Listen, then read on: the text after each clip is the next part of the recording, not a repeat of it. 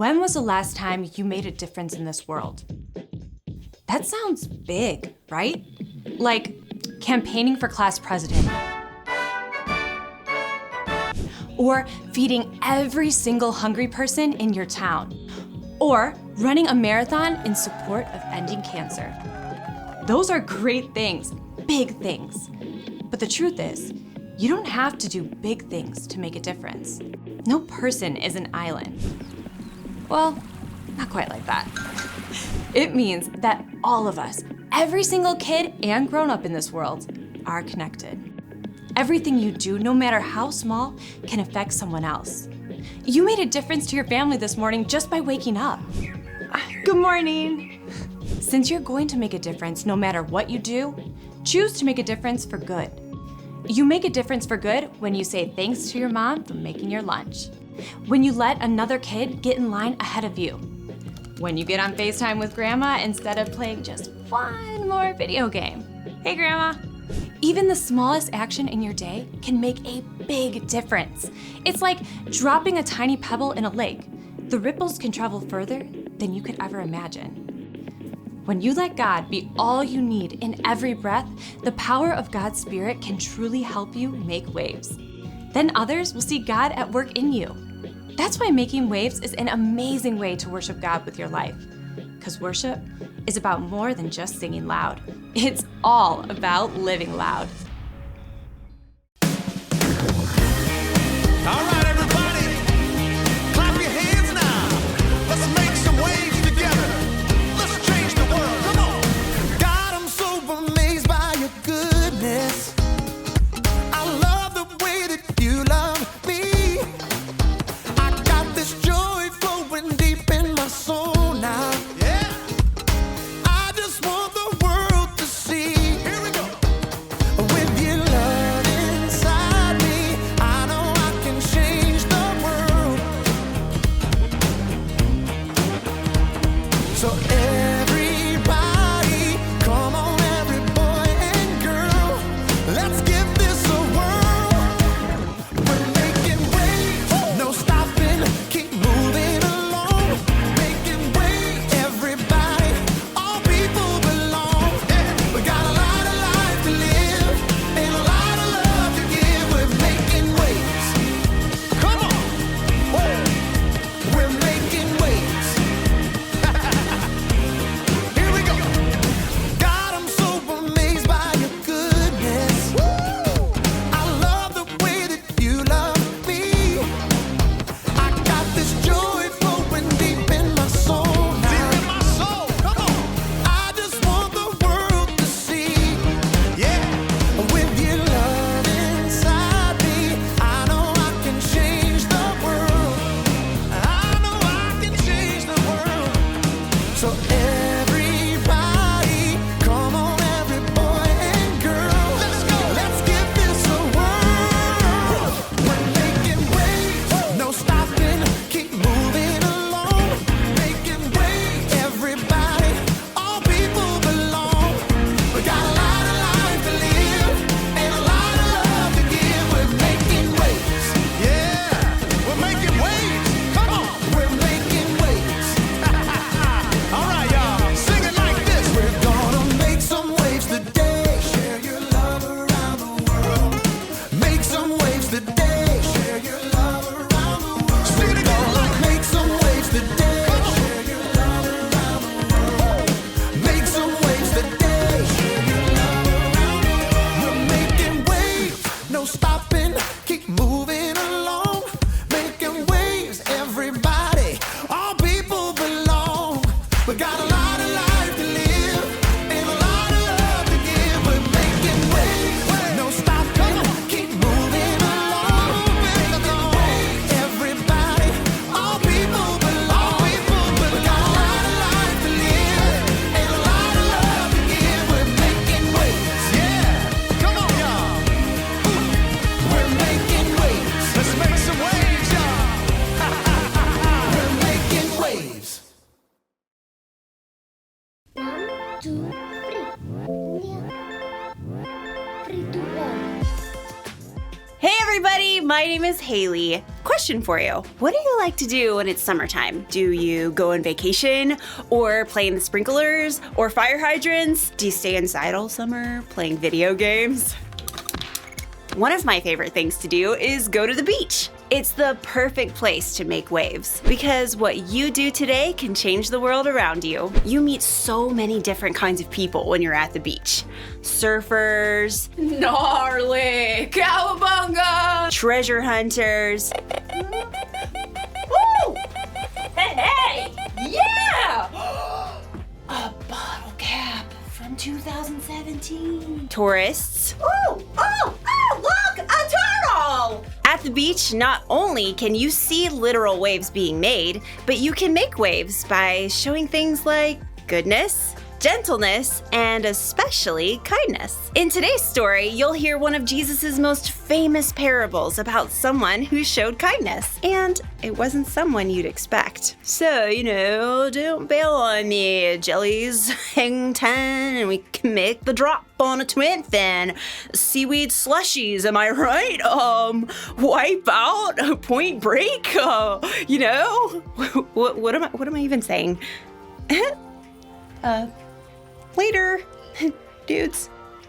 Dudettes. The Bible. It's 66 books of history, stories, letters, and poetry that fit together to form God's one big story. The epic adventure of how He created us and loves us so much that He made a way to rescue us. As we travel through the Bible, from Genesis to Revelation, we discover people who met God and found their lives changed forever. Now, for an amazing story, inspired by the book of Luke, chapter 10, verses 25 through 37. When Jesus traveled to a town, great crowds gathered to hear him teach. Fishermen and merchants, beggars and rich men, little children and important scholars. Many people listened with open minds and hearts, but a few just wanted to prove that they already had the answers. One day, a law expert stood up to test Jesus. Teacher, what must I do to receive eternal life? What is written in the law? How do you understand it? The law expert smirked. He can reel off the answers perfectly. Love the Lord your God with all your heart and with all your soul. Love him with all your strength and with all your mind. And love your neighbor as yourself. The crowd was likely impressed. Clearly, this man's a well-studied scholar. You have answered correctly. Do that, and you will live. The law expert couldn't quite leave it at that. He wanted to know just how little he can do and still look good. By neighbor, are we talking someone within 50 feet of my house? Across the street? Not down the block, surely. I mean, really, who is my neighbor? Jesus didn't give the law expert a dictionary definition of neighbor. In fact, he gave a more creative answer. Jesus told a story. If he told that same story today, it might sound something like this. One day, a man prepared to make a trip from Jerusalem down to Jericho. No bus, no Uber. Looks like I'll be walking. The way was steep and rugged with many twists and huge rocks. That looks like a giant egg. And that one looks like a goat. That one looks like an excellent hiding place for robbers. Ah! Stick 'em up. Get his cash. Don't forget the new shoes. The robbers stripped the man of everything. They even beat him up. They left him on the side of the road, nearly dead. Help! Help, please! The hot sun beat down on the injured man. He was too weak to even crawl. But after what seemed like hours, he finally heard footsteps. A preacher was traveling down a narrow road, practicing his next sermon. Now you may ask, why do we need to raise money for a brand new church building with an indoor swimming pool and covered parking for the pastoral Tesla? To do the Lord's work, of course. When the preacher saw the injured man ahead, he quickly shifted to the other side of the road. Water, please.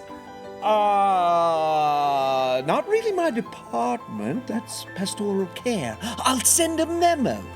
The preacher quickly went on his way, still polishing his sermon notes. As the sun got lower in the sky, the injured man started to lose hope. But once again, he heard footsteps. Help me. A church worship leader was hurrying along the road, singing along with the music in his earbuds. A mighty fortress is our God, a bulwark never failing. The worship leader glimpsed the wounded man ahead, but pretending he hadn't seen a thing. He trotted to the other side of the road and kept right on going. Our helper, he amid the flood of mortal ills prevailing. The wounded man was desperate. The sun began to set as another traveler came along. The man tried to lift his head. Perhaps he could see the approaching stranger. Oh no.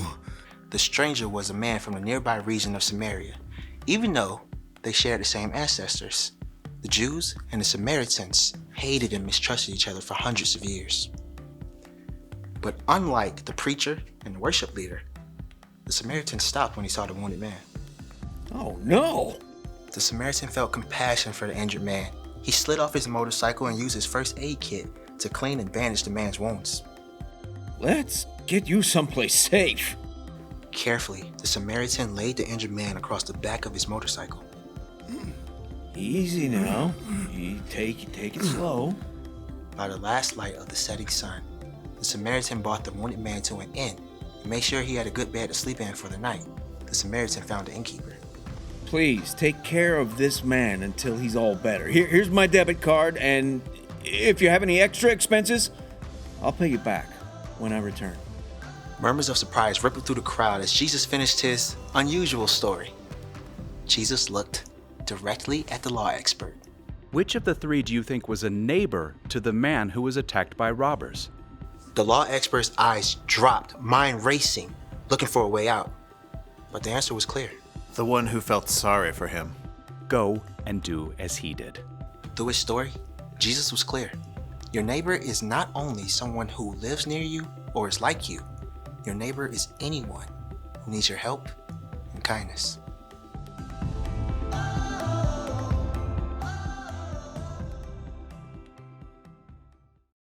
Showing kindness to someone can be easy, especially when that someone is a lot like you. But Jesus' parable reminds us that we should be kind to everyone, even people who are different.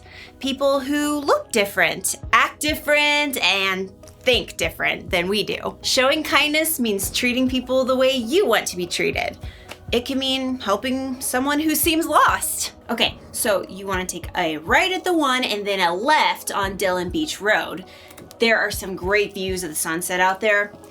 You'll love it.